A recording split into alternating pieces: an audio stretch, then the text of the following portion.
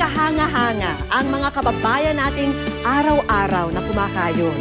Gaya po ng nakilala namin na sa kabila ng kanyang kapansanan, walang tigil ang kanyang pagtatrabaho para sa magandang kinabukasan.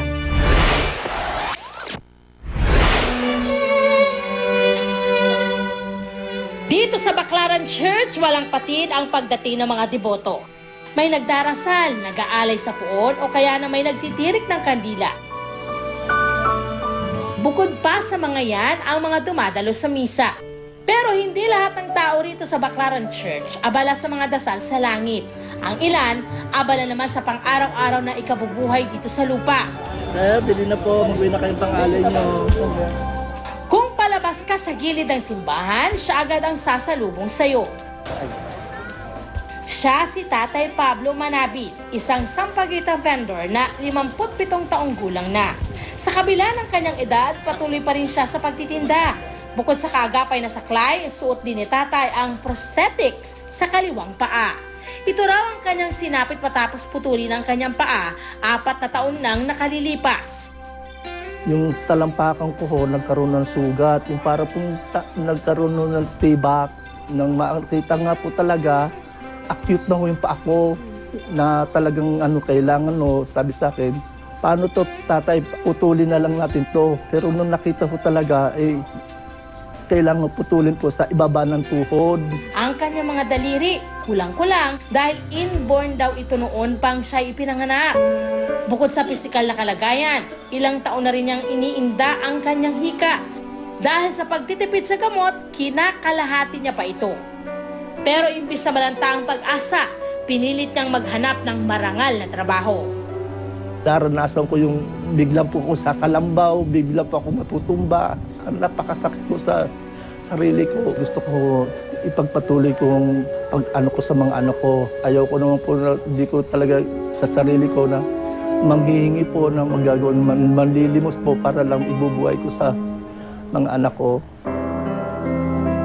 Ang pagsisikap ni Tatay, kanyang iniaalay sa 4 na anak at sa kanyang asawa. Bago lumuwas patungong Baclaran si Tatay, mag-isang nag-aayos ng paninda sa nirerentahang bahay sa San Pedro, Laguna.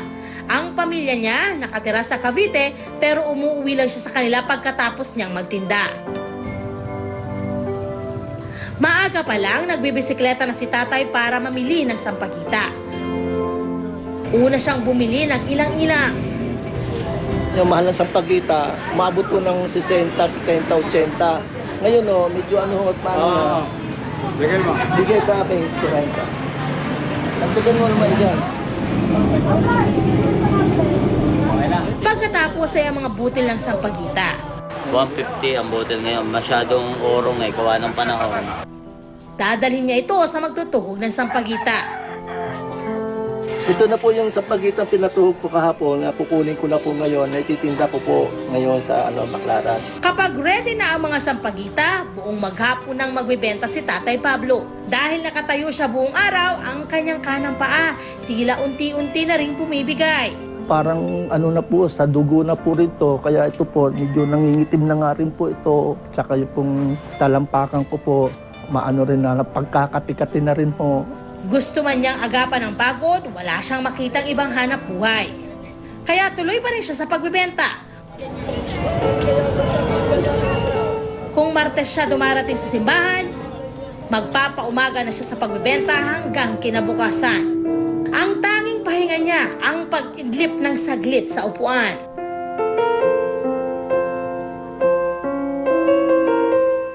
Bili na kayo sampagita, mamo. Kinabukasan, binalikan namin si Tatay Pablo. Konti na lang ang kanyang paninda. Sa kada 100 tali ng sampagita, ang kanyang kita ay 60 pesos. Bunga ng pagbebenta niya ng sampagita ang 3 anak ni Tatay Pablo na nakagraduate ng high school, habang ang bunso ay nag-aaral pa. Sa araw na yon, minabuti naming tulungang makauwi si Tatay Pablo. Hatid na po namin kayo sa Cavite po, no? Sa Opo. Sige po, tara po. Bilang libreng pagtulong sa isang napakasipag na ama.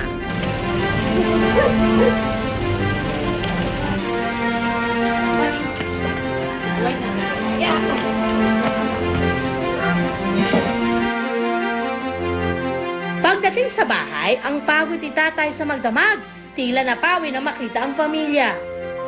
Ang hindi niya alam na sa kanyang pag-uwi, hindi lang pamilya ang kanyang makikita, kundi pati na rin ang iba't iba naming sorpresa. Sa araw na ito, libre ang maagang pamasko para kay tatay. Wow, ganda. Napakaganda po ito. Talagang swerte ako at binigyan po ako ng ganitong binigay sa akin. Salamat po sa good news na inano po sa akin. Pinagkaloob po sa akin.